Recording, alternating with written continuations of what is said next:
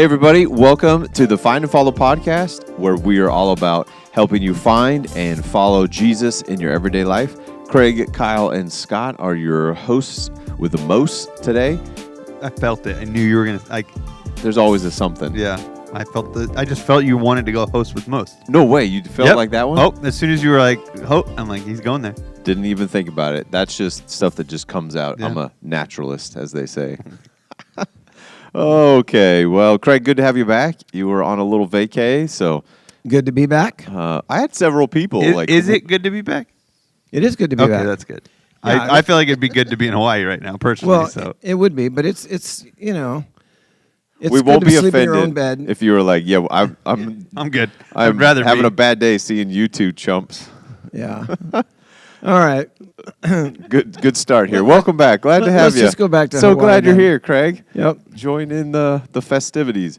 No, I had a couple people. They seemed concerned just this last week. I haven't seen your parents are they okay? Kind of a that nobody's said any of this, and I may be presuming, but they kind of gave me the look. Are they dead? Are they dead? Are they okay? I'm like, they're just on a vacation. They'll be back soon. We're only gone 10 days. Come on. That's maybe an overstatement, but yeah. Anyways, good to have you guys back. Welcome. We're gonna try our best here to have some Hawaii weather this weekend. Those future predictors are saying we're in like the mid 60s and sunshine. So Yeah, it's going to be fabulous this weekend. it's gonna be great. Spring is springing, so super excited. Yeah, springs next week. So Officially, but it's always good when the weather. Now there is still like below freezing temperatures this morning. I appreciate. Can I just vent a little bit? Can I take a moment? can we say no? Are we allowed to? Sure. Go ahead. Say no. It's Yeah, not please gonna stop don't. you. Okay. So this morning, as I was leaving my neighborhood, they're getting an early start on our HOA sprinkler system throughout the neighborhood. They're testing zones the other day, and we've got 150 zones. We've got like 30 acres of community green space. So there's a lot. The company's been pretty good. I'm not going to mention the company name. But they were out yesterday doing stuff, and then I drove home, and there was a zone on. I'm like, why is there a zone on? I don't see the guy's truck. Did something, went to the croc, went swimming, came back home like 8:30. That same zone is on, and I'm like, guys, there were several zones on, and they flipped to like programming. People jumped on the HOA Facebook page, let them know. The guy who's in charge said, hey, I'll let the company know. This morning, those zones were still on. There are like 4-foot icicles encompassing trees. I almost stopped and took pictures of it because they are still running, and it got to like 27, 28 degrees. That's too early to be turning water on outside. Yeah, and they were just testing and not going to run them. But they are, I mean, it's pretty cool if it wasn't your own neighborhood where there's just ice-covered trees, one of those ice storm type pictures. And yeah, hopefully they get over there and turn those suckers off. Hopefully it doesn't do any damage. Oh yeah, trees just be breaking and falling apart. So that was quite the scene. So spring is not quite sprung. It's not early enough to turn your sprinklers on, people. No, there's a lot of icicles in my neighborhood. There's a lot of. It's going to be too cold. Yeah, Don't want water in them pipes. right. And across like the walking trails and sidewalks, there's just sheets of ice in areas. So, anyways, it'll be interesting to see what happens. Thanks today. for venting, Scott. That wasn't that big a deal. Amy and I maybe had more venting going on. So You're anyways, going to withhold your HOA fee for the month? I'm gonna When they charged last year, they charged a special assessment to fix like sprinkler zones, and then this is happening. And the reason they need to fix them is because they do stuff like Yeah. We blew a bunch of pipes. I don't know how it happened. I don't know how they all froze and the heads broke out. Yeah, accidentally turned the sprinklers We got to on. replace 125 heads this year. Oh, interesting. We'll charge a special assessment again. Anyways, there, see, you poked the bear. Now look what you did. I felt like I tried not to poke the bear. I'm trying to be tried to scare the bear away. compassionate. Oh, you did say no. Compassionate and gracious. Maybe slow to have a long nose. Like slow to anger, have some patience. How's that for a segue? Try to be like Jesus, live like Jesus did and does. And so as we get a clearer picture of the character of God, and the prime example, the best example, the perfect example is Jesus. And so what would Jesus do if he lived in an HOA and the management of it sometimes is ridiculous? He'd turn the water into wine, and then the There's whole wine. neighborhood would come together and party. the neighbors would be out. People would have buckets under like the sprinkler trees, systems dripping. spraying wine all over the place. Oh man, the wine trees. You just come back in the afternoon when it thaws, and there's 2 gallons of fresh wine. Welcome to the Find and Follow podcast. I don't Where know the if we've been- conversation may just take a sudden left I turn don't know at if any we've been- time without warning. Yeah, have we been helpful at all yet? in No, this? I don't- definitely I don't know how not. many minutes Even we've your been going. segue. I But tried. We are talking about God's bio and who Okay. God is and how God described himself. Exodus 34:6 in his relationship with the Israelites, with Moses at Mount Sinai. On Sunday mornings, we've been having a little bit of fun with it, with God's bio. If God were to have an Instagram or some sort of social media account where he had to, describe himself quickly and concisely, how would he do that? And that's exactly what he did with his covenant people in the beginning, with Moses and after the Exodus out of Egypt. And so we see all throughout the Old Testament this phrase repeated, just because anytime it's like if you wanted to describe somebody to your friend, be like, oh, this is how we all know who he is and what he does. And so these phrases come all throughout the Old Testament and then referenced in the New Testament as we understand, Scott, like you said, Jesus personifying and living these out, with flesh on, in human form, face to face with people, in the dust of life, showing who God is and what God's like. Yeah.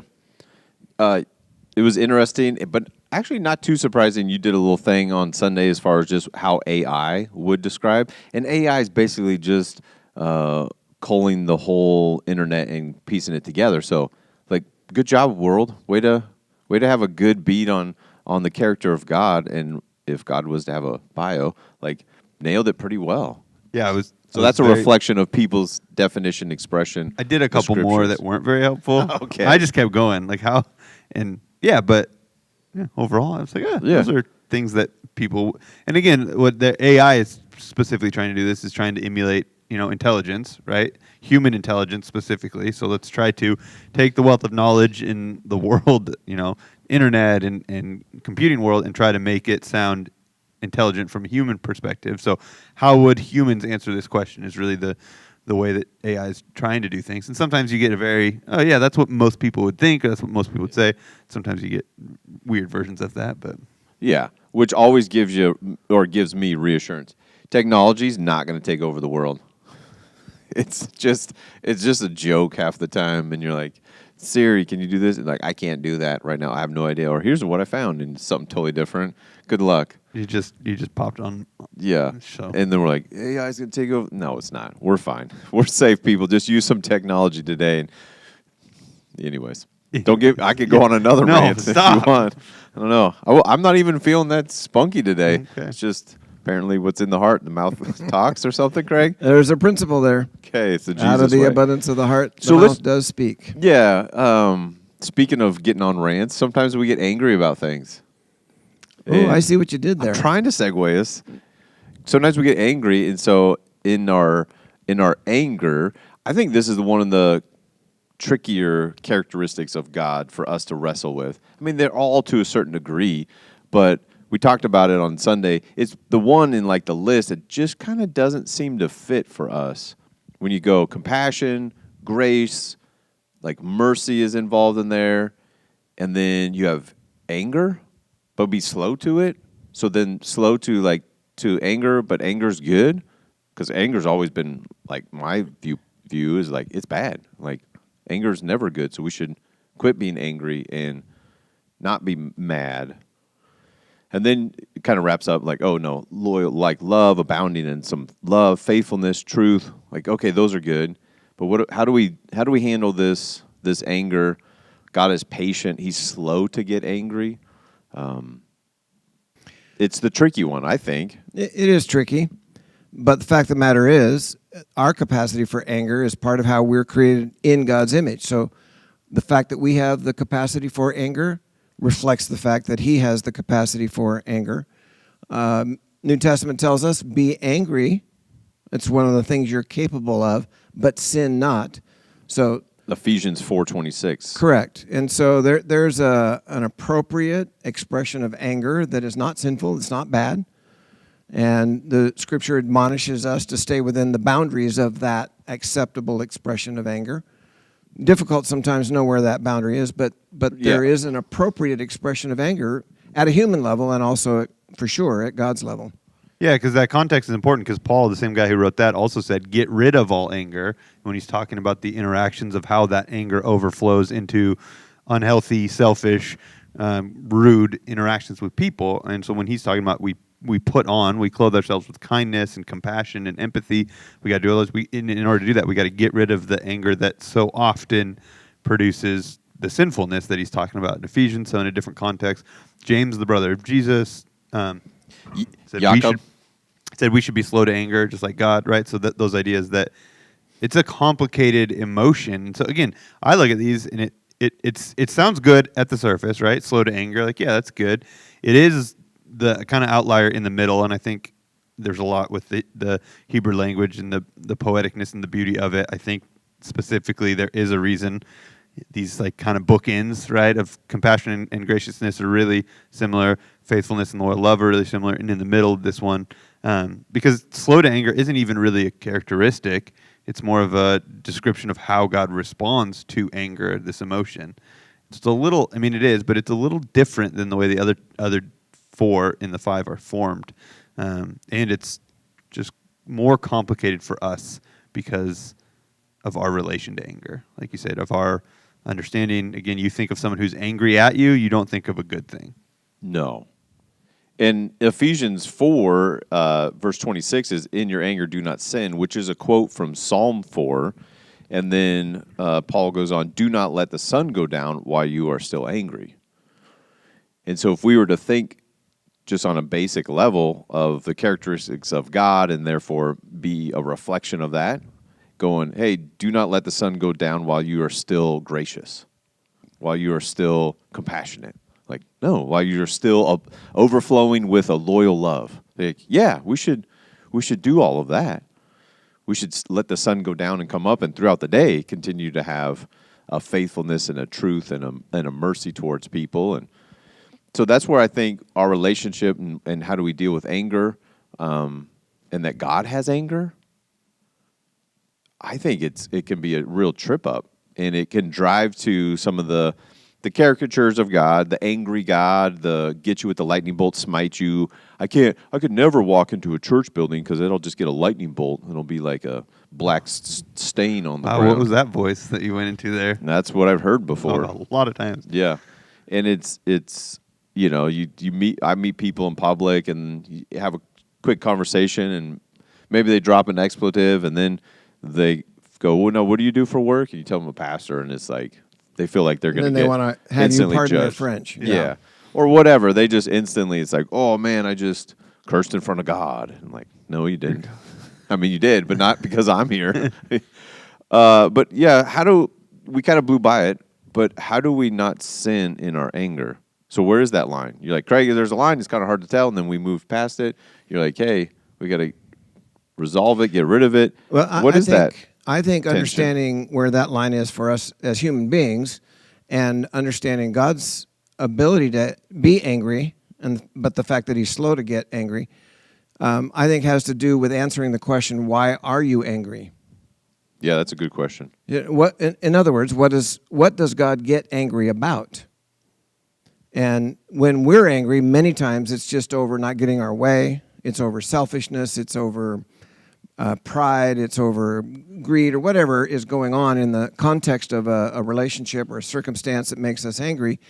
And most often it's just we didn't get our way. We had a goal. We had an objective. We were trying to go somewhere with a relationship or with a set of circumstances, and we got thwarted. We got roadblocked. We get angry over that because we can't get where we're trying to get.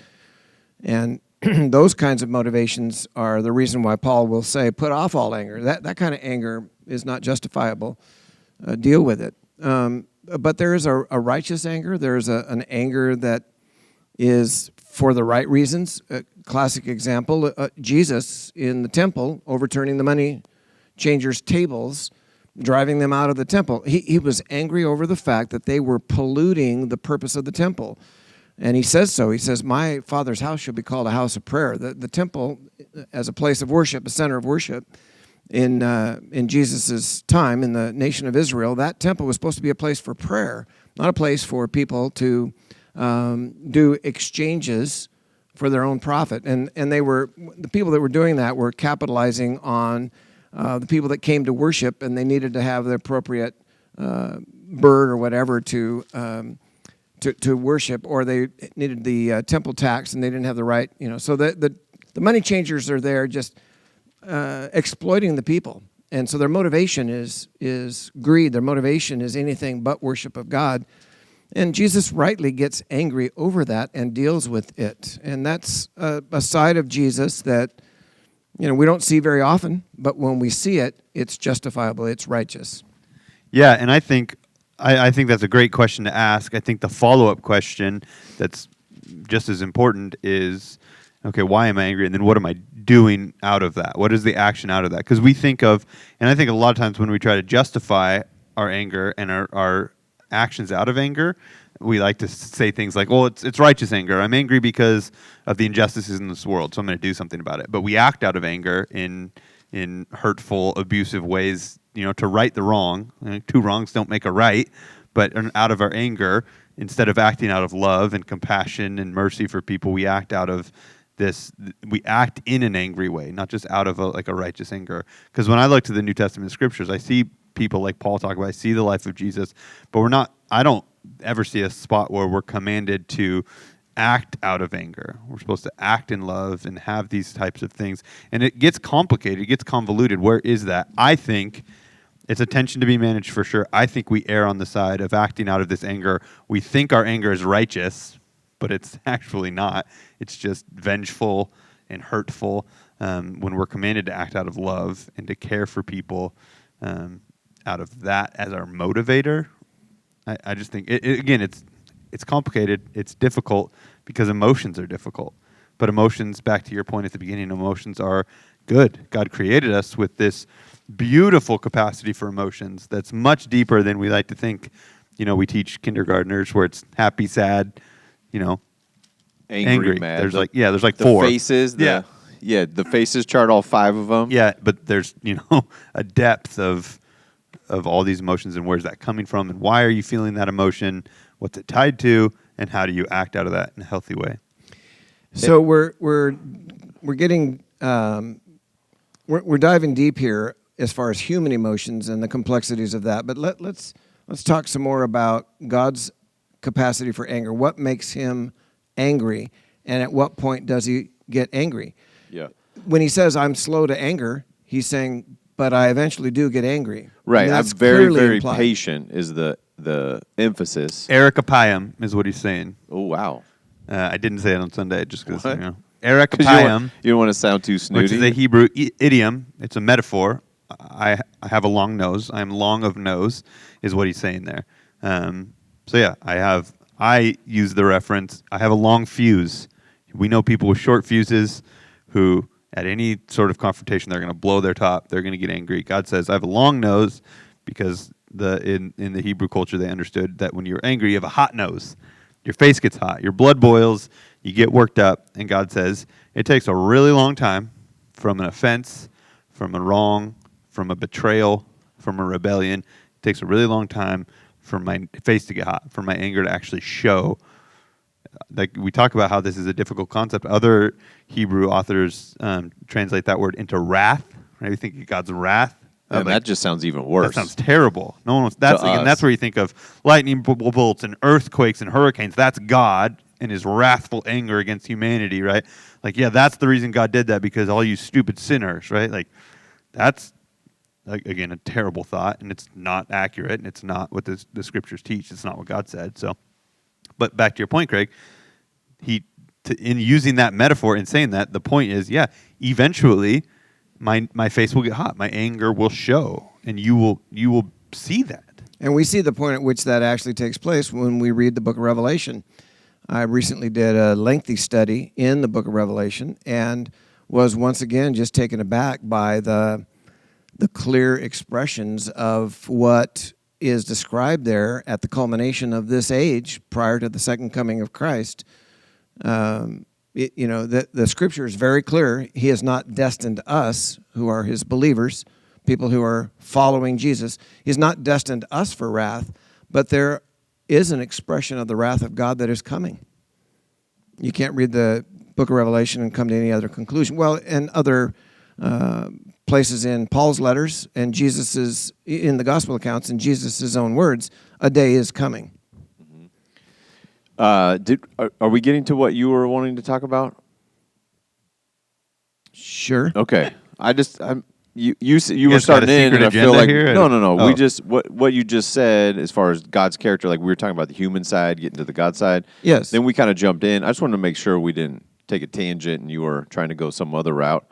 Because I just quick read. I just read all 3 Jesus at the temple moments. It doesn't say he was angry. So is it? I'm genuinely asking here. Like, are we presuming because that's an action? If I turned over some tables, it would be because out of my anger that I was doing it towards the people. The emotion that is recorded for us is the one right before it. As he's entering the city into the Passion Week, he's weeping over the city because of how they have missed out on the Messiah, and they've missed out on the kingdom of God and eternal life and the kingdom coming as God intended, not as they thought. So he is grieving. They have missed it, and they're like, of all people, like you guys knew from the get-go, like you should be rejoicing because I'm coming to town. And then we have the flipping over the tables. So are we presuming there it's out of an anger but not sinning moment? Or is it out of, again, this is the complexity of diving into getting a clearer picture of God. God's character is not always as we see it. Like we have, blurred vision. And so it's not a reflection of us. It's a reflection of him in what he does, right? And so sometimes it's hard to separate all that, especially with anger, because I don't have a real good, ongoing reference point for, they were angry at the injustice and the evil, and like Jesus was, worshiping the wrong things, turning worship centers into scam centers, fraudulent, financial, just robbing people. And this is like the injustice and the wrongness, and like let's prioritize the glorification of God. And so it's not explicit here, but he's not just going around and calling out individuals and angry at people. He's just at this whole scene, which involves people. It's just one of those tricky things. I don't have I was angry, but then my heart motivation became love, like we had talked about earlier, that through all things, our motivation should be love for people, love for God, love for people.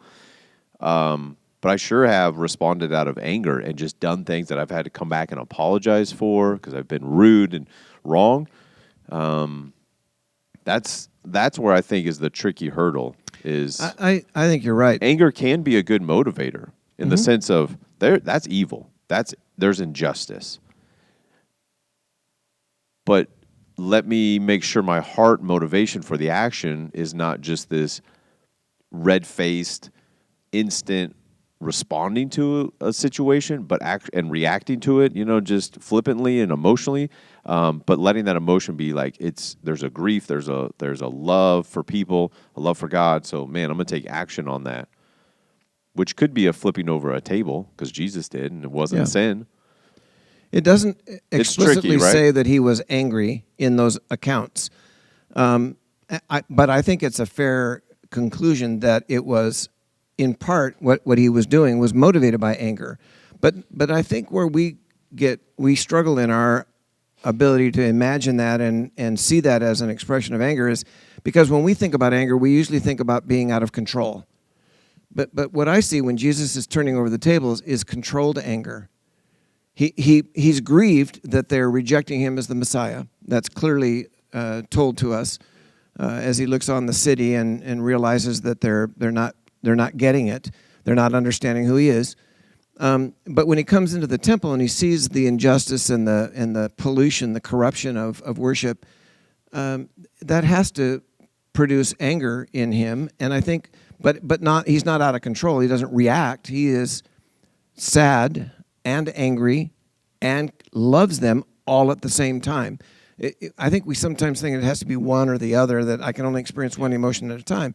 I don't think that's the case. I think Jesus is full of love. He's full of sadness.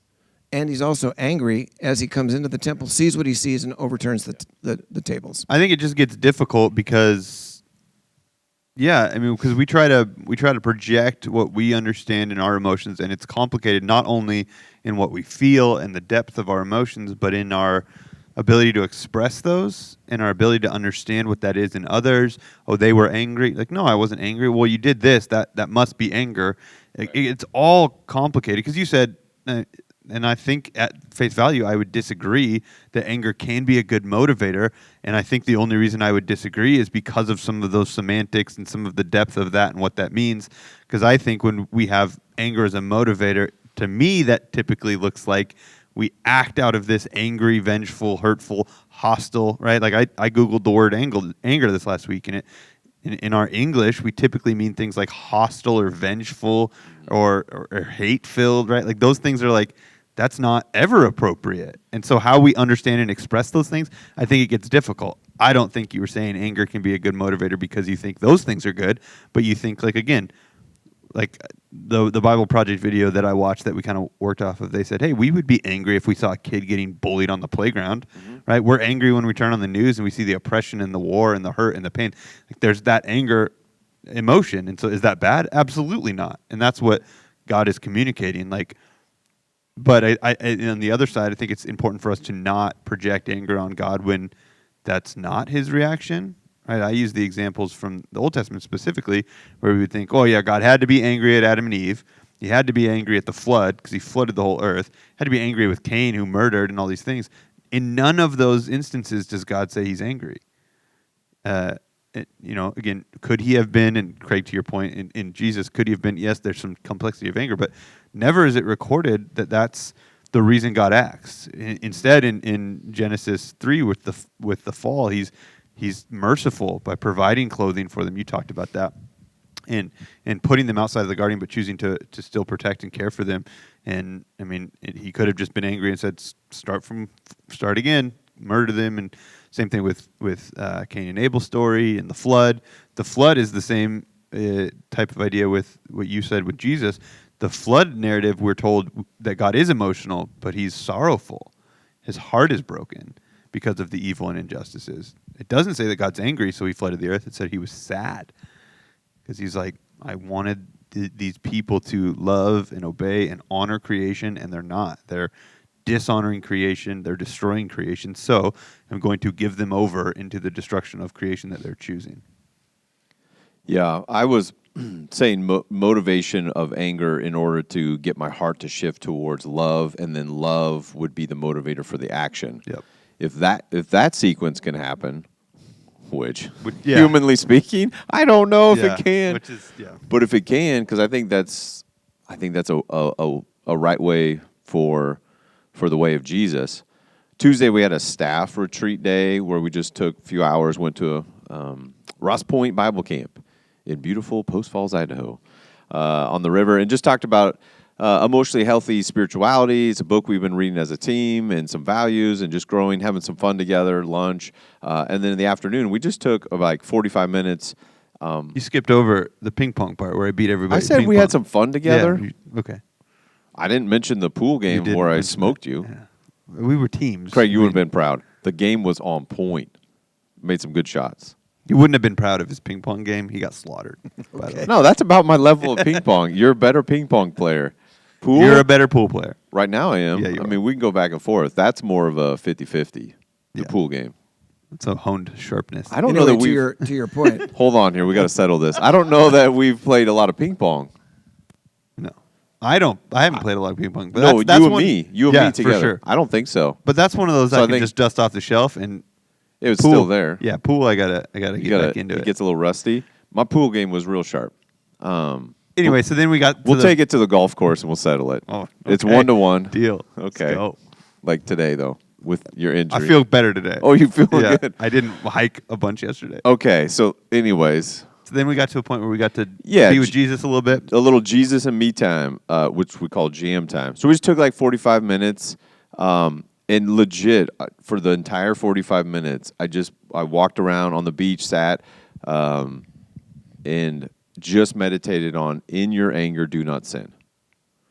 And for the entire 40, I'm like, God, what is that? Because we've been talking about this, and I'm like, help me with this. What does that mean? How do you have belong and knows? So I literally just, in your anger, do not sin, and just meditated on that one phrase and this understanding of God's character. And so I was, okay, so what is the sin part in it? And my preliminary thinking is the simplicity of it is the selfishness. Like, sin is becoming when I make it about me.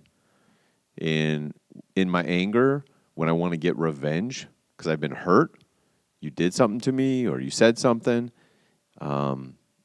I'm going to make it about me, so I'm going to get you back. And in my anger, I take action, and I feel justified because you did whatever, so I can do this.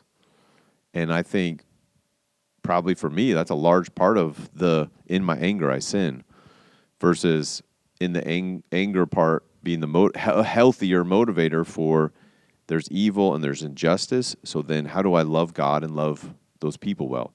Even if there's evil actions.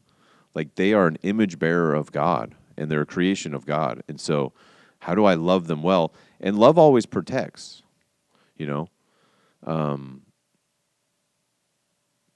disciplining my children is love. So again, we got to dive deep into what love is. It would be unloving for me not to correct my children. The loving thing as a parent is to correct them in a loving, kind, gentle way, but correct them I think nonetheless. that's such a good example, I think, that helps us understand as parents. There's a really fine line to walk there with discipline specifically and being angry at their actions, and it's frustrating and hurtful.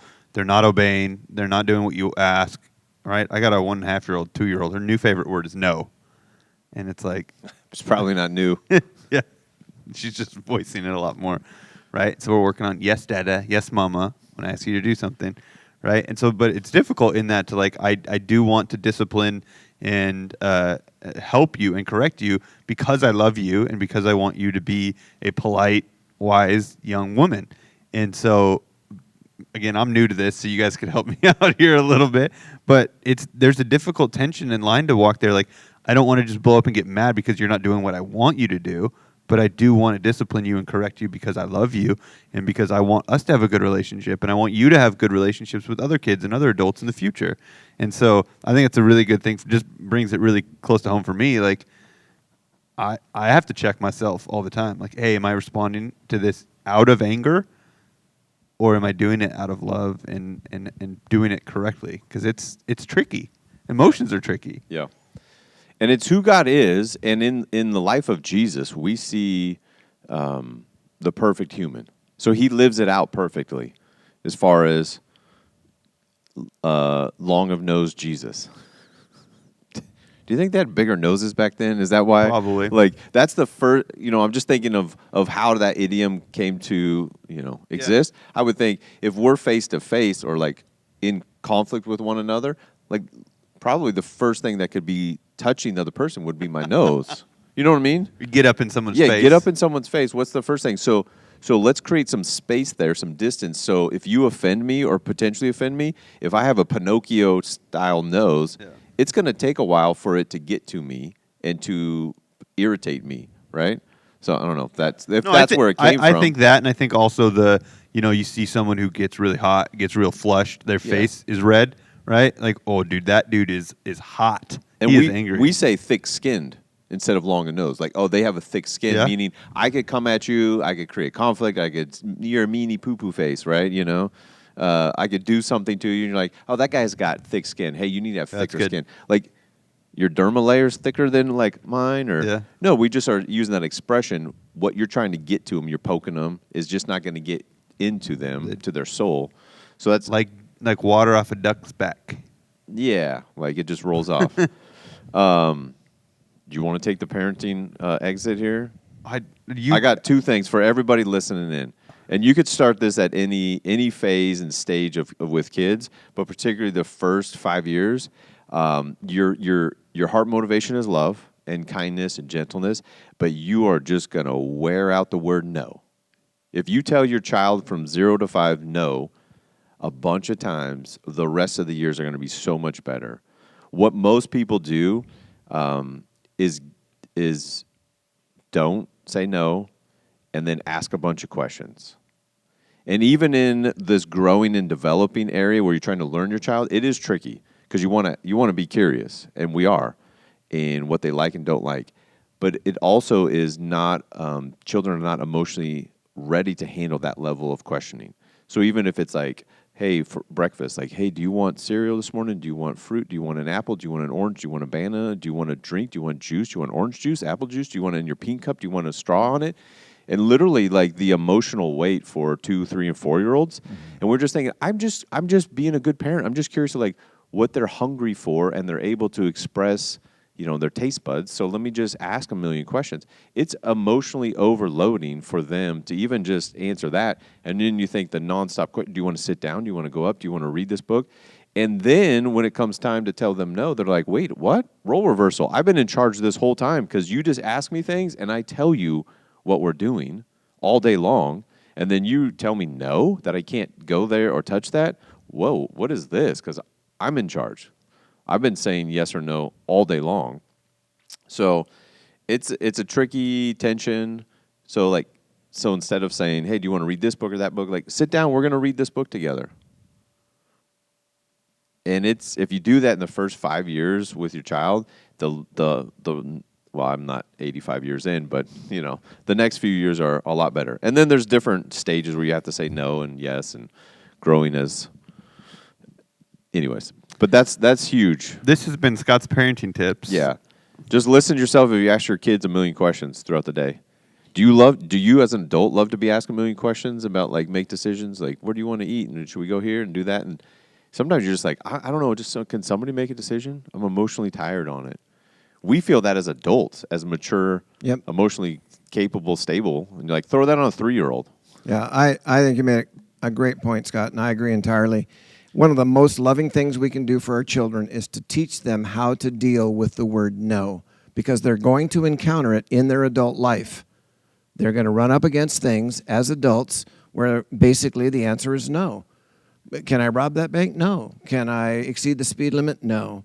Can I, whatever it is, right? I mean, life is full of things where basically the answer that we're dealing with is no. And if we don't learn to deal with that when we're really young, we're not going to deal with it well when we're older.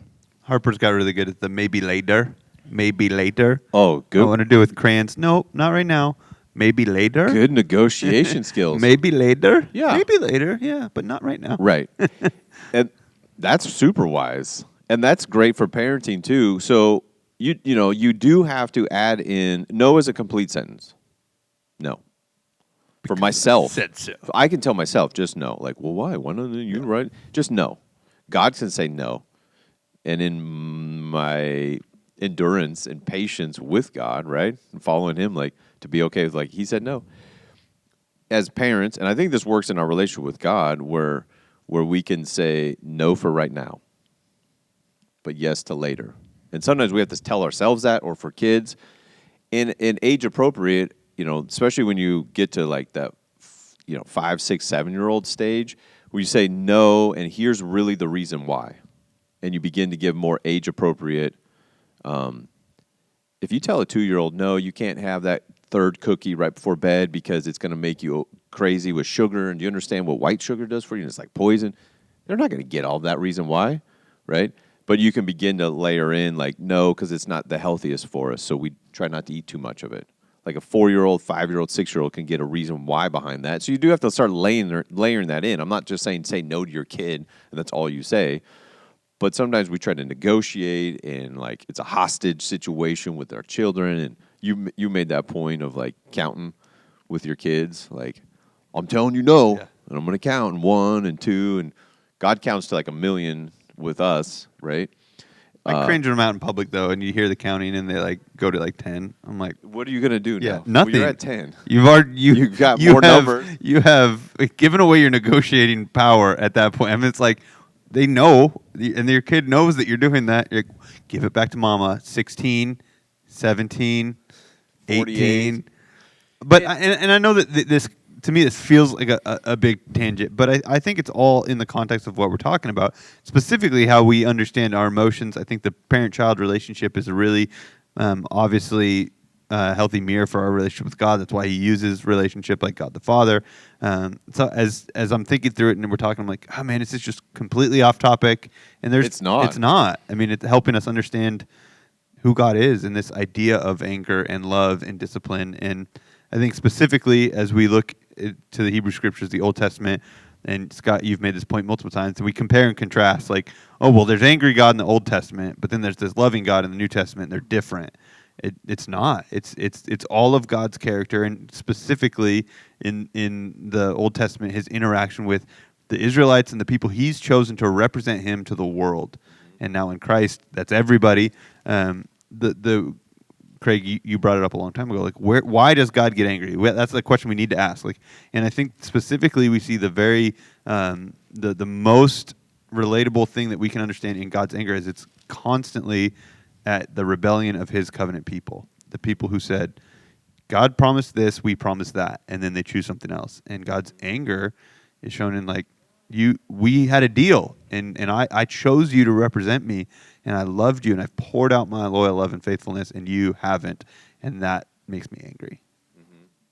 Yeah. And then the second part of that is, okay, well, what does God do? And I think Romans 1 and 2 and all of Romans is a really good example of Paul kind of summing that up, right? Romans 1, starting in verse like 20-ish, he starts talking about God's anger and what makes God angry and the sin, and he really kind of recaps a really perfect example of Exodus 30, 31. Like, hey, the people did this, but he's also explaining the whole human condition. Hey, we do this. We make our own gods. We choose our own way. We rebel against God, and that makes God angry. But then later, Paul's also the guy who said, don't you understand God's kindness and his compassion, and specifically in the person of Jesus, who now has made us right with God, who has saved us from God's wrath, who has made us, who has protected us from the anger that we deserve, for God just to go, I don't want to have anything to do with you because you don't deserve it. But because he loves us. You just touched on something that I think is very important. You said he's saved us from God's wrath. And Jesus has. I think that we fail to appreciate God's mercy, his loving kindness, his grace, his faithful love, the things that are also referenced in our key passage in Exodus. We fail to appreciate the depth of how profound it is to experience that from God, unless we also appreciate how holy and righteous he is, and how in his mercy, how profound it is that he doesn't give us what we do deserve. I mean, that's mercy, right? We don't really realize how sinful we are. I've often wondered about our approaches to evangelism. We appeal to people to follow Jesus for lots of different reasons, but one we often don't very much emphasize, and I know why, because in our culture especially, it's been abused and it's created a caricature of God. But the fact of the matter is that if we don't choose to follow Christ, then we're going to give an account for our sin, and we don't realize how deep and dark the sinfulness of man actually is. We don't realize how desperately we need to be saved. We kind of glibly, oh yeah, well I got saved when I was 19, which I did. But I didn't realize what I was getting saved from, not then. Mm-hmm. And even now at my age, I'm still discovering the depth of not only my sinfulness and how much I needed a Savior, but the profound depth of God's grace and mercy toward me in that he actually did save me. And what did he save me from? He saved me from what's coming. And the wrath. The wrath. Because of our own choosing and our own sinful desires to rebel against God and then push him away. Yep. And then not say yes to salvation by grace through faith. in Jesus. Yeah. I'm looking at Revelation 16 here, verse 1. It's in the middle of this unfolding drama in heaven and on earth. And here's what it says. It says, I heard a mighty voice from the temple, the one in heaven, say to the 7 angels, go your ways and pour out on the earth the 7 bowls containing God's wrath. There, and you know, we don't need to get into a whole discussion about what part of it's metaphorical, what's actual. But the fact of the matter is, there is a time coming when God's wrath will be poured out on the earth. Wrath is a strong word, but it's anger. It's what we're talking about. And God's saying, I'm slow to get there, but I'm going to get there. And it won't be because I want to. It'll be because you made choices that left me no alternative. Yep. And people criticize God at times for his slowness because they're like, well, Jesus said he's returning. Where is he? He hasn't come back yet. Well, because he's being very patient. Why? Or even if there was injustice, if there was a good God, why is there hurt in this world? Right? And I think we ask these questions and they're so polarizing and they're so things like we want to maybe see the extremes. Like, God, wipe out all the evil. But then on the other side of that would be like, well, why is God so vengeful and hurtful? Yeah. Well, but God, why is there evil? And it, again, we miss out on the complete picture of all of these things working in tandem together. God is all of these things. I think the if God's so good, why is there evil and injustice? I think that's a question that is leading people to God. Because if you're asking that question, you are saying there is a moral standard that is greater than what we're experiencing, so it's higher than us. If you're not calling for, hey, there's injustice or evil, then you're saying, dog-eat-dog world. I got here because I oppressed people and I survived, and survival of the fittest. So you can't call on any sort of injustice because that would be going against the dog-eat-dog survival of the fittest. Mm-hmm. If it's survival of the fittest, good job, Kyle. Way to oppress and kill and destroy and get here. And same with you, Craig, and same for everybody listening. We got here because we survived and we crushed the other people. If inside of us we go, that's not right, there are children getting trafficked for sex slavery by their not own choosing. They get plucked out of their family, shipped away, and passed around like property. And if you go, where is God and all of that? You're calling on a higher standard. Where's that higher standard come from? Where's their goodness and mercy and justice for the injustice? And God would say, yeah, this rebellious people, I have called you to live differently, and you have pushed me away. And it begs for the answer to be God and going, yeah, you're calling on a goodness that rises above humanity. And where is that goodness? It's found in God through the scriptures and the life of Jesus. We see that's what Jesus did. He showed up and go, yeah, women aren't property, children aren't property.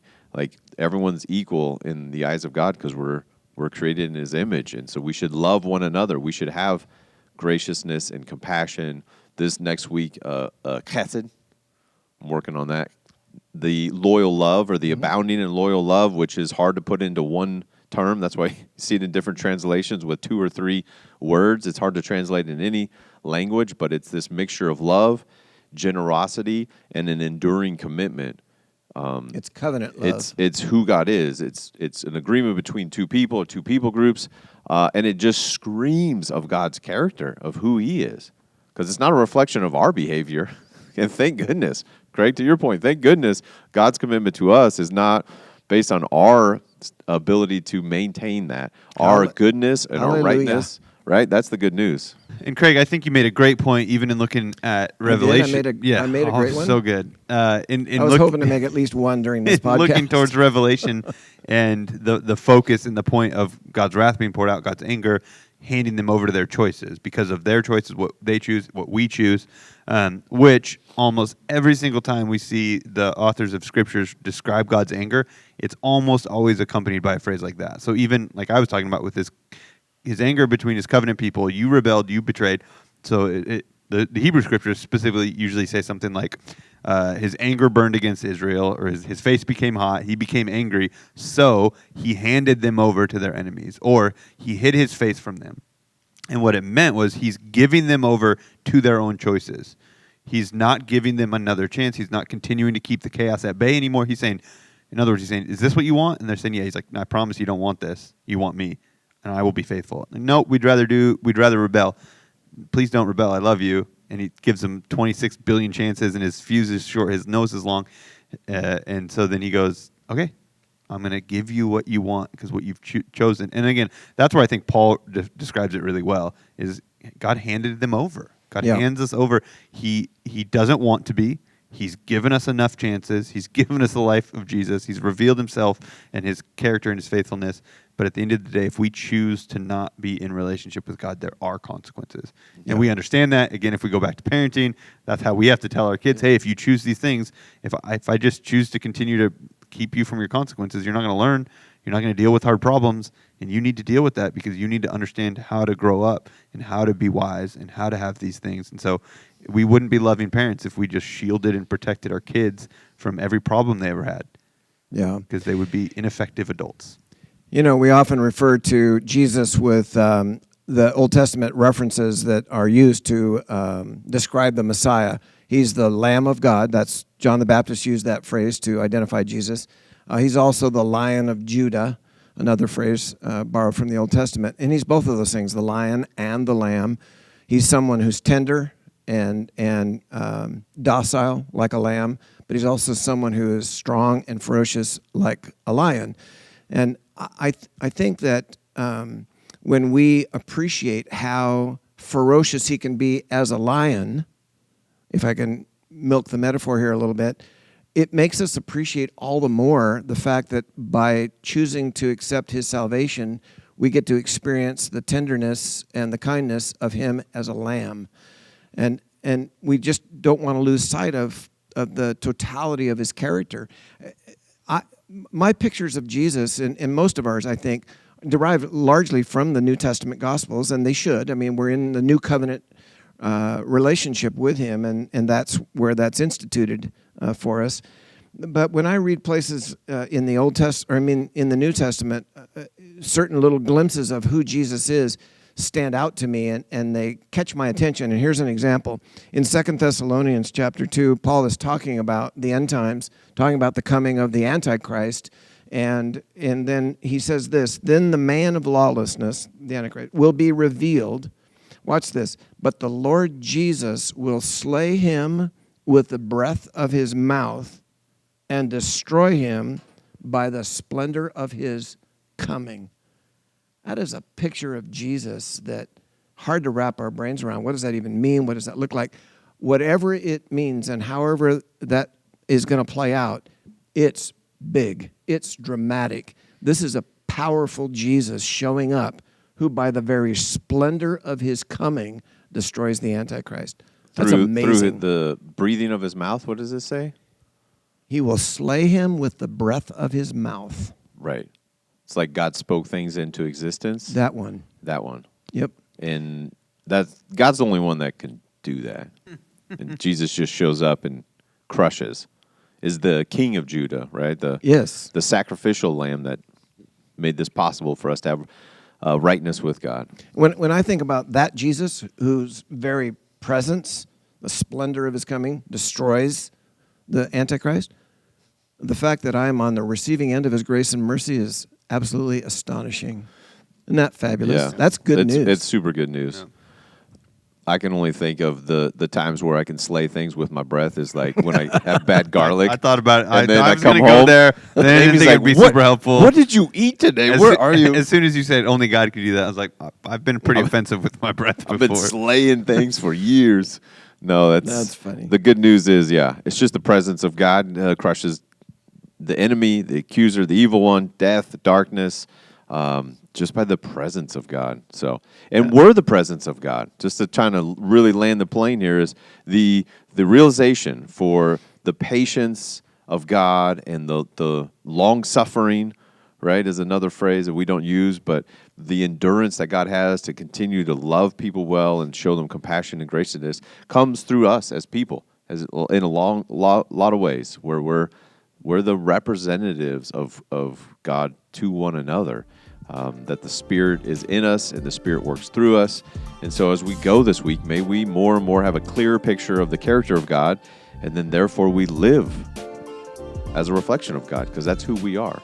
That we're gracious and compassionate and slow to get angry and patient with people, merciful and full of generosity and a love that is enduring and loyal and faithfulness and true. All of these things that we see in the life of Christ, that we live as Jesus lived here on earth. So have a good week following Jesus, and we'll catch you on the next episode.